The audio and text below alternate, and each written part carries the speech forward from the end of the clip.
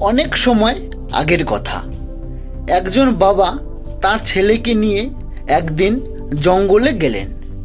ছেলেকে ধনুক বাণ দিয়ে কিভাবে নিশানা করতে হয় তা শেখানোর জন্য। বাবা ছেলেকে এক জায়গায় দাঁড় করিয়ে দিলেন।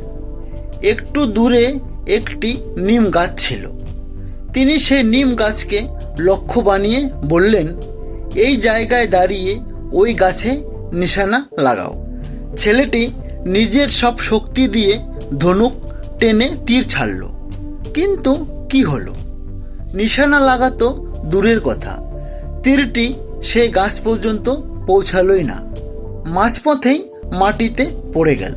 এটা দেখে ছেলেটির বাবা ভাবলেন, হয়তো লক্ষ্যটা একটু বেশি দূর হয়ে গেছে। তিনি দেখলেন নিম গাছের আগে একটি আম গাছ আছে। তাই এবার তিনি আম গাছটাকে লক্ষ্য বানিয়ে ছেলেকে বললেন, এবার এই আম গাছটাকে নিশানা লাগাও। ছেলেটি আবারও প্রস্তুত হলো, ধনুক শক্ত করে টেনে তীর ছাড়ল, কিন্তু আবারও একই ঘটনা ঘটল। তীরটি আম গাছ পর্যন্ত পৌঁছাতে পারল না, মাঝপথেই মাটিতে পড়ে গেল। এবার বাবা ভাবলেন, হয়তো লক্ষ্য আরও কাছে হওয়া দরকার। তিনি দেখলেন আম গাছের আগেই একটি নারকেল গাছ আছে। তাই এবার সেই নারকেল গাছটাকেই লক্ষ্য বানালেন।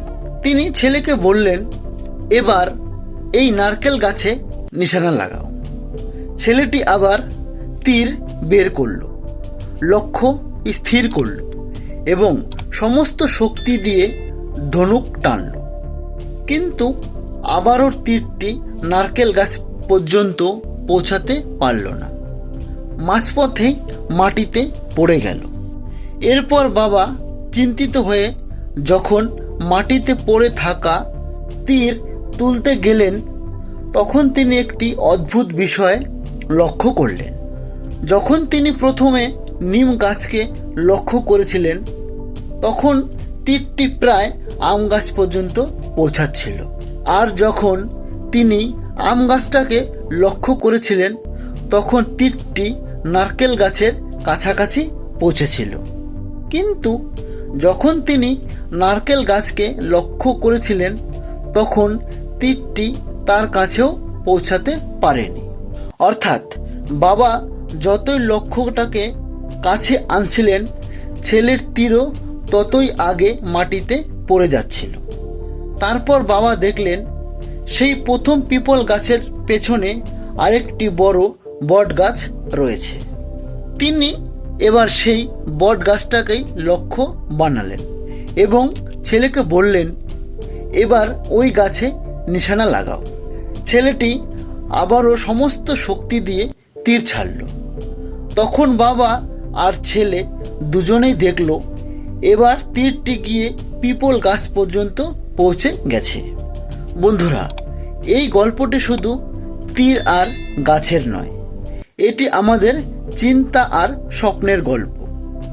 মানুষের মস্তিষ্ক হলো একটি ধনুকের মতো, আর আমাদের স্বপ্নগুলো হলো সেই ধনুকে বসানো তীরের মতো। যখন আমরা বড় কিছু ভাবি, তখন আমাদের মস্তিষ্ক নিজেকে পুরো শক্তি দিয়ে টানে। আমরা বেশি পরিশ্রম করি, বেশি চেষ্টা করি এবং অনেক দূর পর্যন্ত এগিয়ে যাই। কিন্তু যখন আমরা ছোট করে ভাবি, তখন আমাদের প্রচেষ্টাও ছোট হয়ে যায়। আমরা আমাদের পুরো শক্তিটাই ব্যবহার করি না।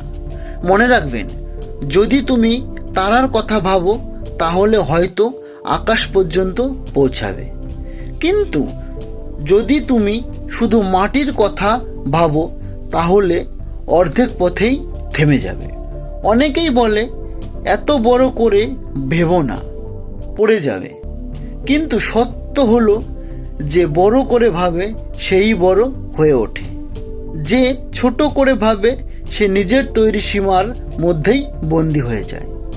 মানুষ যতটা ভাবে, সাধারণত তার একটা অংশই সে অর্জন করতে পারে। তাই চিন্তা বড় রাখো, স্বপ্ন বড় রাখো, লক্ষ্য দূরে রাখো, কারণ লক্ষ্য যত দূর হবে তোমার উড়ানো তত দীর্ঘ হবে। তো বন্ধুরা, ভিডিওটি আপনাদের কেমন লাগলো কমেন্ট বক্সে লিখে জানাবেন। আর যদি এই গল্পটি ভালো লেগে থাকে তাহলে আমাদের চ্যানেলটিকে সাবস্ক্রাইব করবেন, যাতে এরকম আরও অনুপ্রেরণামূলক গল্প সবার আগে আপনার কাছে পৌঁছাতে পারে। ধন্যবাদ।